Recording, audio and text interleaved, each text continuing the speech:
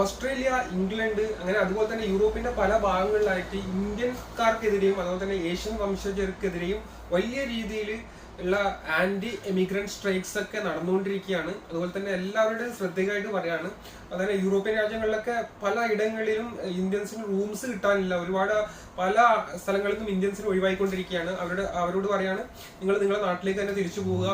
സിഡ്നിയിൽ അതുപോലെ നമ്മുടെ മെൽബൺ, അതുപോലെ തന്നെ ഈ ഓസ്ട്രേലിയയിലൊക്കെ പല ഭാഗങ്ങളിലൊക്കെ അവിടെയൊക്കെ അടിയും പ്രശ്നങ്ങളൊക്കെ കാര്യങ്ങളാണ്. ഇന്ത്യൻസിനെ വെറുതെ വന്ന് ആക്രമിക്കുകയാണ്. ഒരുപാട് പ്രശ്നങ്ങൾ നടന്നുകൊണ്ടിരിക്കുകയാണ്. വലിയ രീതിയിലുള്ള പ്രശ്നങ്ങളാണ് ഇപ്പം നടന്നുകൊണ്ടിരിക്കുന്നത്. കാരണം ഇന്ത്യൻസ് നേരത്തെ കാട്ടിക്കൂട്ടിയ കോപ്രായങ്ങളൊക്കെ കാരണം തന്നെയാണ് ഇങ്ങനെയുള്ള പ്രശ്നങ്ങളൊക്കെ നടക്കാനുള്ള മെയിൻ ആയിട്ടുള്ള കാരണം. അതുകൊണ്ട് നമ്മളൊരു കാര്യം മനസ്സിലാക്കണം, നമ്മൾ മറ്റൊരു രാജ്യത്ത് പോകുമ്പോൾ നമ്മുടെ കൾച്ചറും നമ്മുടെ ആചാരങ്ങളൊന്നും അവിടെ പ്രാബല്യത്തിൽ വരുത്താൻ വേണ്ടിയിട്ട് അവിടെ പ്രാബല്യത്തിൽ വരുത്താൻ വേണ്ടിയിട്ട് നോക്കിക്കഴിഞ്ഞ് കഴിഞ്ഞാൽ പല പ്രശ്നങ്ങളും നിങ്ങൾക്ക് വരാനുള്ള സാധ്യത വളരെ കൂടുതലാണ്. അവരുടെ കൾച്ചർ, അവരുടെ ഒരു ആറ്റിറ്റ്യൂഡ് എന്താണ്, അതനുസരിച്ച് അവരുടെ ആ കൾച്ചറുമായിട്ട് പൊരുത്തപ്പെട്ട് പോകാൻ വേണ്ടിയിട്ട് നിങ്ങൾ ശ്രദ്ധിക്കുക.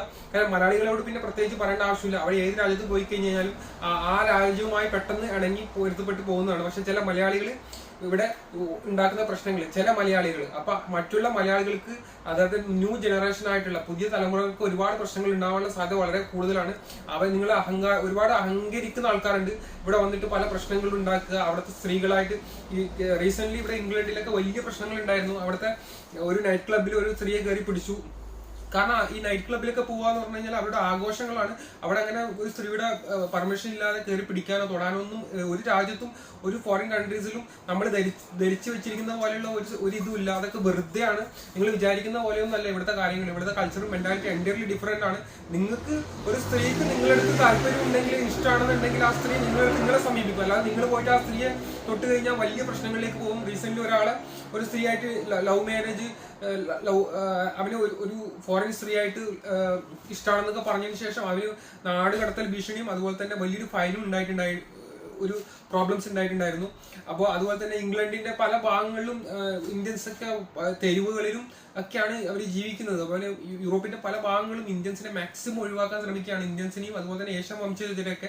അപ്പോൾ അതുകൊണ്ട് തന്നെ നിങ്ങൾ ശ്രദ്ധിക്കുക, നിങ്ങൾ ഇങ്ങനെയുള്ള സ്ട്രൈക്കിൽ പോയി പെടാതിരിക്കുക. കാരണം നിങ്ങളെ പെടുത്താൻ വേണ്ടിയിട്ട് ഒരുപാട് ആൾക്കാരുണ്ടാവും. കാരണം എന്ന് വെച്ചാൽ അവരായിട്ട് പ്രശ്നങ്ങൾ ഉണ്ടാക്കിയാൽ നിങ്ങൾക്കെതിരെയായിരിക്കും പ്രശ്നങ്ങൾ കൂടുതൽ വരിക. നിങ്ങളെ നാട് കടത്താനുള്ള എല്ലാ വഴികളും അവർ നോക്കും. അതുപോലെ തന്നെ അവർക്ക് ഇപ്പം ഏഷ്യൻ വംശജരൊന്നും ഇപ്പൊ കണ്ടുകൂടാ.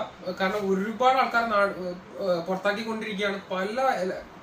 കാരണം ചില ആൾക്കാർ നമ്മളെ ഇന്ത്യക്കാരെ സപ്പോർട്ട് ചെയ്യുന്ന ആൾക്കാരുണ്ടെങ്കിൽ പോലും ഭൂരിഭാഗം ആൾക്കാരും ഇന്ത്യക്കാർക്ക് എതിരെയാണ് സംസാരിക്കുന്നത്. ഓക്കെ.